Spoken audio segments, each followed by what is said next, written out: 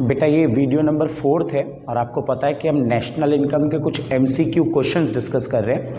तो देखो आज क्या क्वेश्चन है। सबसे पहला क्वेश्चन है national income in India estimated by. It means कि इंडिया में नेशनल इनकम को कौन एस्टिमेट करता है। ठीक है, तो आप सबको पता होना चाहिए। देखो ऑप्शन क्या है, एक तो नीति आयोग, दूसरा नेशनल सैंपल सर्वे ऑफिस और तीसरा सेंट्रल स्टैटिस्टिकल ऑर्गेनाइजेशन और नन ऑफ दीज। देखो नन ऑफ दीज तो नहीं है। ठीक है, पहला नीति आयोग। नीति आयोग आपको पता होना चाहिए कि मैं बता देता हूँ कि भाई 1950 में पहले प्लानिंग कमीशन बना जिसका नाम बदल के बाद में 2015 में क्या रख दिया गया था, नीति आयोग, है ना। ये आपके इंडियन इकोनॉमी का एक टॉपिक है। तो ये तो नहीं है। NSSO national sample survey office, और आपके देश में CSO का ही काम है नेशनल इनकम का एस्टिमेशन करना। तो आपको ये पता होना चाहिए, सही आंसर CSO। अगला क्वेश्चन है impact of externalities can be. सबने पढ़ा है एक्सटर्नलिटीज का टॉपिक, और हम सबको पता है कि दो टाइप के इम्पैक्ट होते हैं एक्सटर्नलिटी के। नेगेटिव भी हो सकता है, पॉजिटिव भी। अगर पॉजिटिव इम्पैक्ट हुआ तो इट्स कॉल्ड पॉजिटिव एक्सटर्नलिटी, और नेगेटिव हुआ तो नेगेटिव एक्सटर्नलिटी। तो ऑप्शन ए नेगेटिव ठीक है, ऑप्शन बी पॉजिटिव ठीक है। इट मीन्स कि ऑप्शन सी कि भाई नेगेटिव पॉजिटिव दोनों ही होंगे।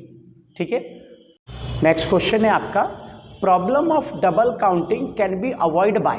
जो डबल काउंटिंग की प्रॉब्लम है हम उसे कैसे अवॉइड कर सकते हैं। तो हम सबने दो मेथड पढ़े, एक तो फाइनल आउटपुट मेथड, दूसरा value added method. Value added method में क्या करते हैं हम, जितना वैल्यू ऐड किया हम उसको कैलकुलेट करते हैं, है ना। और फाइनल आउटपुट मेथड में हम क्या करते हैं, हम ये देखते हैं कि प्रोडक्ट का फाइनल यूजर कौन है ना। तो आओ देखो क्या है यहाँ पे option, counting only value added. तो बिल्कुल सही ऑप्शन है भाई, वैल्यू एडेड को काउंट करना होता है। Counting only value of final product, ये भी बिल्कुल ठीक है। Not counting value of intermediate product, बिल्कुल जी इंटरमीडिएट प्रोडक्ट को हम नहीं लेते, ये ऑप्शन भी ठीक है। और अगला है ऑल ऑफ द अबव, तो मतलब सही आंसर हमारा ऑल ऑफ द अबव है, ABC। तीनों ऑप्शन सही है, तो हमारा D इसका आंसर है। नेक्स्ट क्वेश्चन पे ध्यान देना, which of the following is not included in national income. जब आप कंट्री के लिए नेशनल इनकम निकाल रहे हो तो इन सब में से किसको इंक्लूड नहीं करेंगे।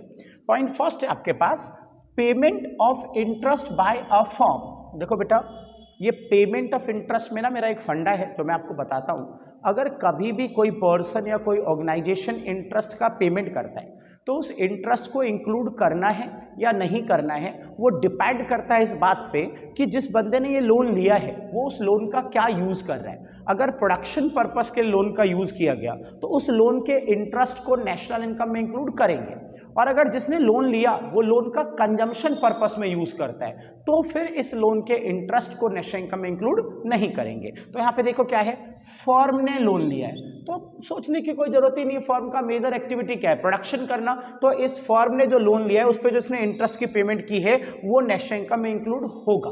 तो हमारा ये ऑप्शन तो नहीं हो सकता है। नेक्स्ट देखो purchase of tractor by a farmer. अगर कोई भी बंदा गुड्स परचेज करता है तो वहां हमें चेक करना है कि वो गुड्स अगर फाइनल है तो नेशनल इनकम में इंक्लूड होगा, फाइनल नहीं है तो इंक्लूड नहीं होगा। अब आप देखो अगर फार्मर एक ट्रैक्टर खरीद रहा है तो वो फिर फाइनल गुड्स है, फाइनल कैपिटल गुड्स या प्रोड्यूसर गुड्स, तो आपको इसको भी इंक्लूड करना है, तो ये भी हमारा आंसर नहीं हो सकता। अगला payment of interest by bank to an individual. हमारा पैसा बैंक में जमा होता है, बैंक उस पैसे पे हमें इंटरेस्ट देता है ना। तो आप ये देखो कि वो बैंक ने जो हमसे पैसे लिए उस पैसे का बैंक क्या कर रहा है, कंजम्पशन तो नहीं कर रहा। सबको पता है बैंकिंग वाला चैप्टर कि बैंक जो हमसे पैसे लेता है उसका वो क्रेडिट क्रिएशन करता है। तो बैंक जो हमसे पैसे ले रहा है उस पर वो प्रोडक्शन एक्टिविटी कर रहा है, और इसलिए बैंक जो हमें इंटरेस्ट पे करता है इंडिविजुअल की सेविंग्स पे उसको आप नेशनल इनकम में इंक्लूड करोगे। तो तीनों पॉइंट इंक्लूडेड वाले हैं। तो हमें पता है कि चौथा नॉट इंक्लूडेड वाला है, लेकिन फिर भी पढ़ लो। Interest paid by an individual on a car loan taken from bank. देख लो एक बंदा है, एक इंडिविजुअल पर्सन है, उसने बैंक से कार लेने के लिए लोन लिया है, उस लोन पे वो इंटरेस्ट। तो अब उसने लोन क्यों लिया है, कंजम्पशन पर्पस, पर्सनल यूज के लिए कार यूज कर रहा है वो, तो इस लोन के इंटरेस्ट को नेशनल इनकम में इंक्लूड नहीं करेंगे। तो इसका सही आंसर ये है। लेकिन अगर यही पर्सन कार लोन लेता और उस कार का यूज करता एज अ टैक्सी तो फिर प्रोडक्टिव एक्टिविटी, तो फिर इस लोन के इंटरेस्ट को हम नेशनल इनकम में इंक्लूड कर लेते। ठीक है, चलो जी। अगला है brokers commission on sale and purchase of financial assets is included in the national income because, पहले तो एक पॉइंट है, तीनों ही मेथड, प्रोडक्शन में, इनकम में, एक्सपेंडिचर में, तीनों के प्रिकॉशन में एक पॉइंट लिखा हुआ है कि अगर कभी भी sale and purchase of financial assets हो रहा है, शेयर, डिवेंचर, बॉन्ड्स, तो sale and purchase of financial assets को नेशनल इनकम में इंक्लूड नहीं करते, ठीक है। लेकिन अगर कोई पर्सन या कोई कंपनी जो उसका सेल परचेस करवा रही है तो उसका जो ब्रोकरेज या कमीशन होगा उसको नेशनल इनकम में इंक्लूड किया जाएगा। और अब क्वेश्चन ये है कि क्यों किया जाएगा।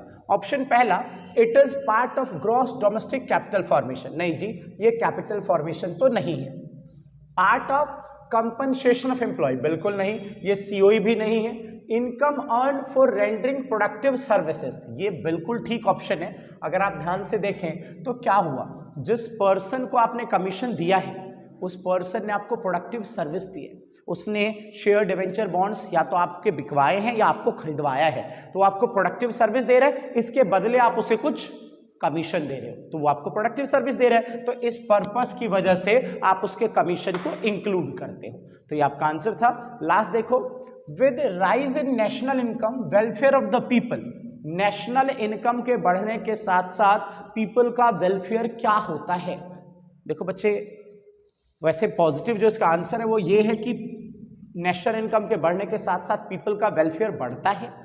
अब सोचो, देखो नेशनल इनकम अगर बढ़ा तो देश ने ज़्यादा कमाया है, और अगर देश ने ज़्यादा कमाया है तो हर पर्सन के पास पहले के कंपैरिजन ज़्यादा इनकम, ज़्यादा गुड्स एंड सर्विस जाएगा, और जब सबके पास ज़्यादा इनकम और ज़्यादा गुड्स एंड सर्विस जाएगा तो उनका वेलफेयर तो होना है। तो बिल्कुल नेशनल इनकम के बढ़ने के साथ वेलफेयर बढ़ता है। लेकिन मैं वैसे आपको प्रैक्टिकली बता रहा हूँ कि एक बात का ध्यान रखना, अदर फैक्टर रिमेनिंग कॉन्स्टेंट, मतलब कि जो अदर फैक्टर्स है उनमें कोई चेंजेस नहीं होने चाहिए। कुछ लिमिटेशंस है इस बात की, नेशनल इनकम के बढ़ने से वेलफेयर बढ़ेगा, राइज करेगा, लेकिन कुछ लिमिटेशंस के साथ, कुछ ऐसे पॉइंट्स हैं जो ऐसा नहीं होने देते, ठीक है।